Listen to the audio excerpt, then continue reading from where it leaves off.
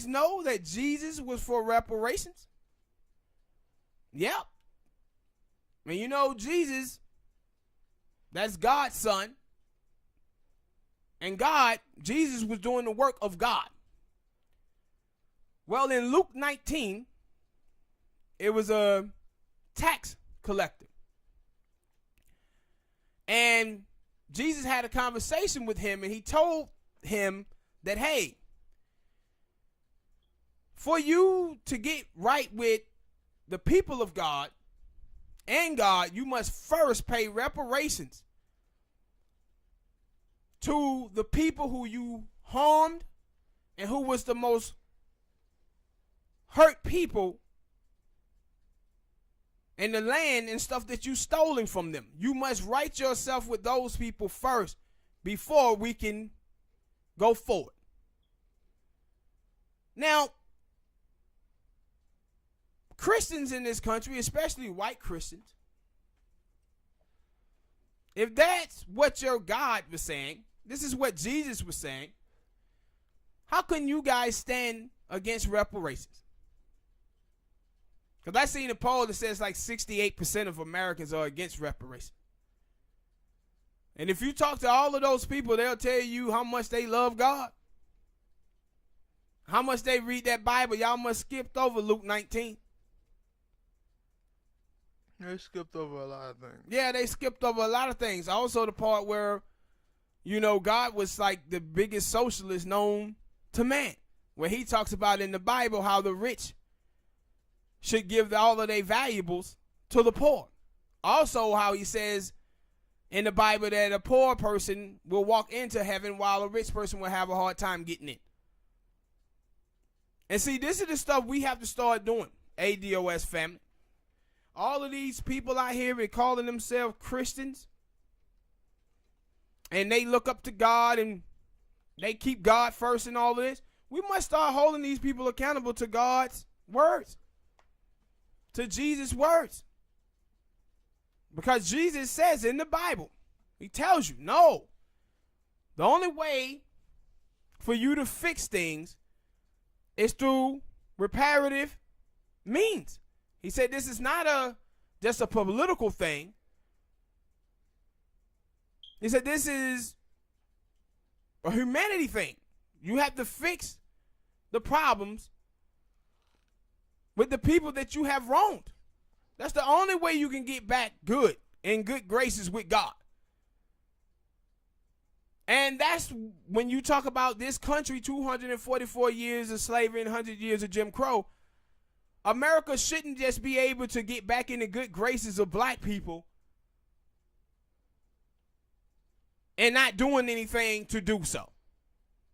And that's pretty much what we have allowed to happen, right? The bare minimum. White people have done the bare minimum of integrating the schools. So now we as black people, we feel we are just as free as white people because we live in proximity to white freedom.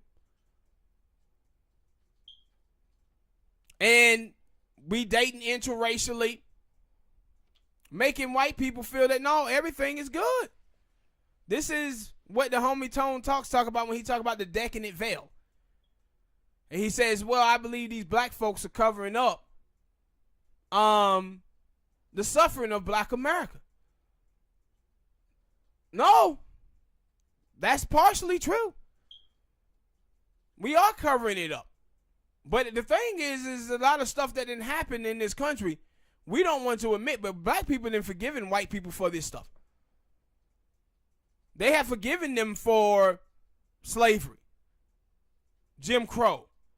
And one of the main reasons why they have is because white people then got black people, the oppressed, to blame themselves for the oppression. That's why they was talking about these old people, old black people. Seen this thing where they say old black people is down with Joe Biden. I said no, because if you go through the 80s and 90s, the crime and stuff that was happening, black people wasn't blaming the mass incarceration. They was blaming black people. Book scrapping talk. That's where Obama got that nonsense from. the black pastors and stuff was amping the 94 drug bill. I said the truth of the matter is a lot of us black people, we see ourselves through a racist white lens. That's how we see ourselves. Because they have gotten the oppressed to blame themselves for the oppression that they live. And we don't know no better. We don't know no better. But like Jesus said to Zacchaeus in the Bible, you have to right your wrong to get in the good graces of God.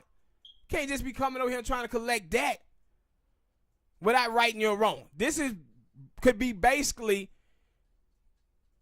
Jesus talking to the Republican Party and the Democratic Party, telling them, listen, you can't be come here asking black people for their vote when you haven't righted the wrong of slavery, of Jim Crow. That's basically what he did in Luke 19 when he was talking to this debt collector. How do you come over here asking these people for money when you haven't given them back what you stolen? How come you can do that? No, you have to fix the wrong. Then you are on the side of God. And that's exactly what the a.d.o.s. community is trying to do now. America has to fix its wrong that they have done to black America. And we cannot be out here selling for incremental change. We can't be out here talking about, yeah, let's be pragmatic. Michael Eric Dyson talk about white charity. We have to ask for the whole kit caboodle, and we have to start holding these white Christians to their beliefs. Well, if you believe in God, then God and Jesus, then you're supposed to be on this reparation train right along with us and right your wrong. All right, people, thank you for listening.